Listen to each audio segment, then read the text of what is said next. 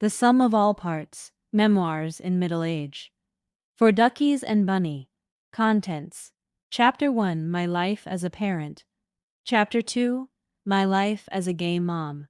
Chapter 3, My Life as a Partner. Chapter 4, My Life as a Heartlander. Chapter 5, My Life as a Daughter. Chapter 6, My Life on a Lonely Planet.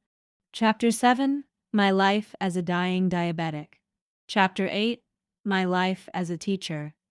Chapter 9, My Life on Wheels. Chapter 10, My Life with Strings. Forward.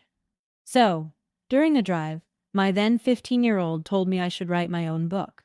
This was after we shared an amusing moment involving, the folly of impulsive choices. One of many my daughters have observed through their years with me. I was raised a fundamental Christian, a Methodist, if you like. That usually implies a certain rigidity in beliefs, although you might think there was a certain method in the madness. What transpired for the next 40-odd years would be worthy of recollection, and in this case, print. Read it as you will, without prejudice or offense, because, like my mind, my writing is often full of contradictions, and may offend nothing but reason, which says a lot about my baffling psyche.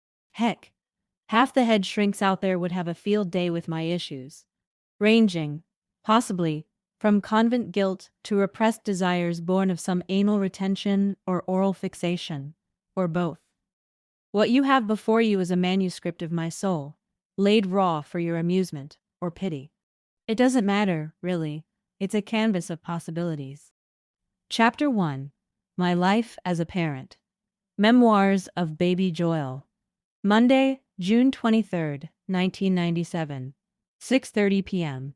Dearest Joe, I just purchased a pregnancy test kit from Guardian.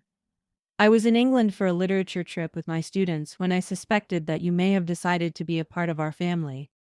My period was 2 weeks late. I found mayonnaise and tuna very nauseating, and I was completely airsick, although I rarely am, on my 18-hour flight home.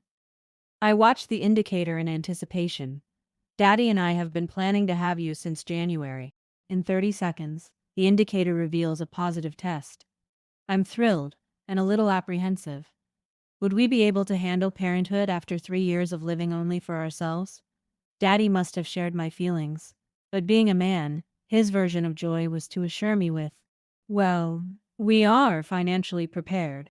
That's the romantic man your daddy is. Thursday, June 26, 1997, 3:40 p.m. Dearest Joe, after waiting an hour for Dr. George at KK Hospital, she runs a couple of tests on me, and the reports confirm it. You are to be born about February 18, 1998. Saturday, September 6, 1997, 9:30 a.m. Dearest Joe, I feel you kick for the first time. It feels like a little pulse that is not gas or hunger pangs. And boy, do you kick. You seem to always be doing that when I am teaching a class, talking to people, or playing my guitar at jam sessions with Uncle Ian, Alex, and Peter. I sometimes wonder if you could hear all that din, and whether you were approving or protesting.